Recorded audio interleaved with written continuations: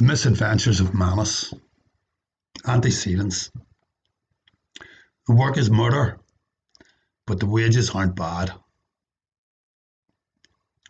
Happy commercial rip-off, Sammy said and pulled the trigger. The bolt smashed a neat hole in the bullock's forehead.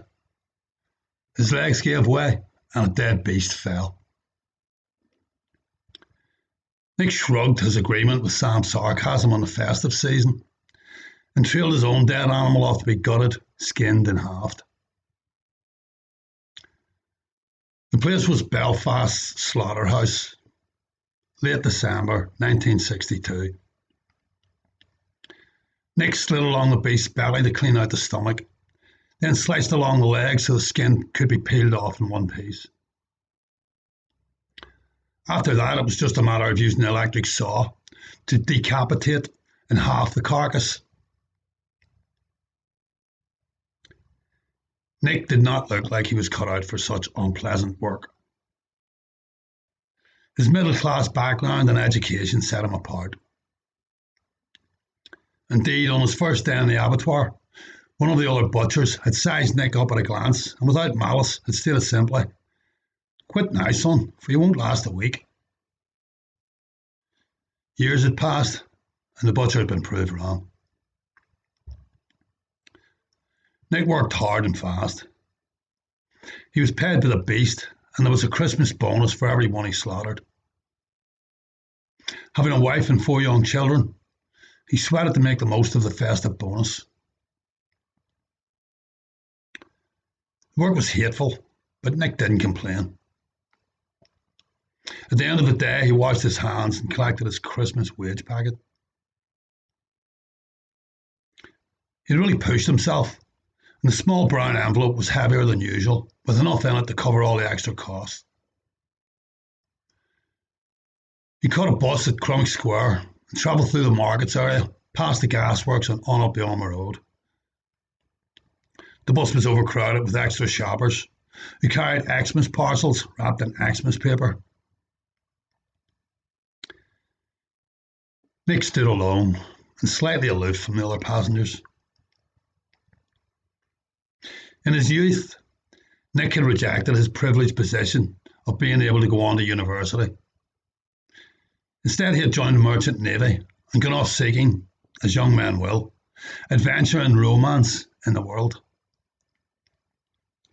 Neither the world or the Merchant Navy had proved as romantic or adventurous as he hoped, and slightly disillusioned, Nick had returned to Ireland. He had tramped around the countryside, squatting in old shacks of farmhouses and camping out a great deal. He read Carl Jung, Aldous Huxley and Herman Hesse. He first met Ruthie on the 12th of July. Neither of them were Protestant, but the 12th of July was a day off work, an excuse for celebration, and they were both dressed up in their best clothes. She was 16 years of age. He was 12 years older and simply could not resist.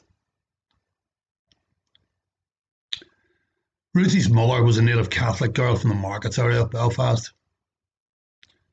Her father had been an immigrant Jewish boy from Lithuania.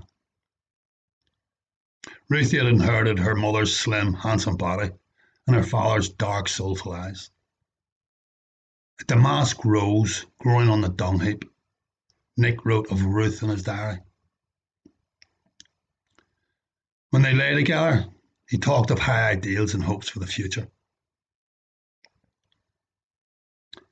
Marriage and 4 kids had brought him down to earth. The bus jerked to a halt beside the Ulmo Park. Jumping off the open platform, Nick grimaced a little at the memory of his youthful dreams.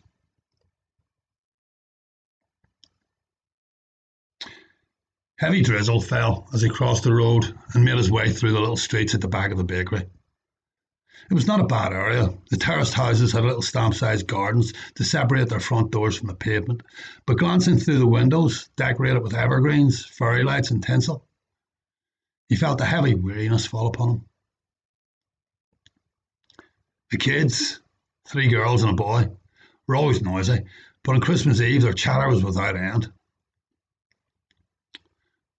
Ruthie packed him off to bed with threats about Santa not coming, and for Nick, the rest of the evening was spent in front of a fire, supping whiskey and listening to the radio.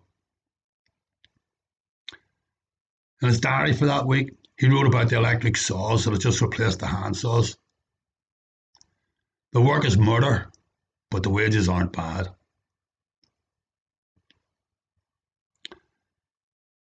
It was 11:30 on Christmas Eve as he ascended the stairs to fill the kids' stockings with dinky toys and fruit and sweets. Bending over the two elder girls' bed, a pain ripped through his body, causing him to double over.